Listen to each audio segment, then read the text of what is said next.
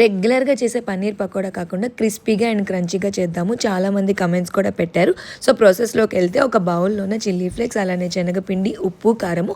ఇందులో main ingredient అంటే chicken masala. మీకు నచ్చింది వేసుకోవచ్చు. అలానే కరివేపాకు కట్ చేసుకొని వేసుకోండి. కొంచెం అల్లం వెల్లుల్లి పేస్ట్, కొంచెంగా వాటర్ వేసుకొని బ్యాటర్ని చూపించిన విధంగా కన్సిస్టెన్సీలో ప్రిపేర్ చేసుకొని పన్నీర్ క్యూబ్స్ అన్నీ వేసుకొని అందులో మ్యారినేట్ చేసి సైడ్కి పెట్టుకోండి. నేను యూస్ చేస్తుంది మోడ్రన్ వాళ్ళ బ్రెడ్ క్రమ్స్ అనమాట. లాస్ట్ టైం సోయాకి కూడా ఇదే యూస్ చేశాను, అందుకే ఇప్పుడు వీడియోలో చూపిస్తున్నాను.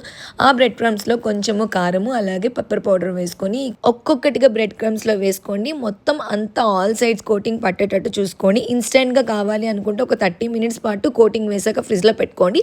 నేనైతే ఓవర్ నైట్ అయితే పెట్టుకున్నాను. టేస్ట్ ఇంకా ఎన్హాన్స్ అవుతుంది, ఆ ఫ్లేవర్స్ అన్ని పన్నీర్ మొత్తంలోకి ఉంటుంది అని చెప్పేసి. ఆయిల్ మరీ ఎక్కువ హీట్ చేయకండి, మీడియం హీట్ అయ్యాక ఒక్కొక్కటిగా డ్రాప్ చేసుకొని గోల్డెన్ రెడ్ కలర్లోకి వచ్చేంత వరకు ఫ్రై చేసుకొని ప్లేట్లో వేసుకొని సర్వ్ చేసుకోండి. మీకు నచ్చితే సాస్తో సర్వ్ చేసుకోండి. లేదు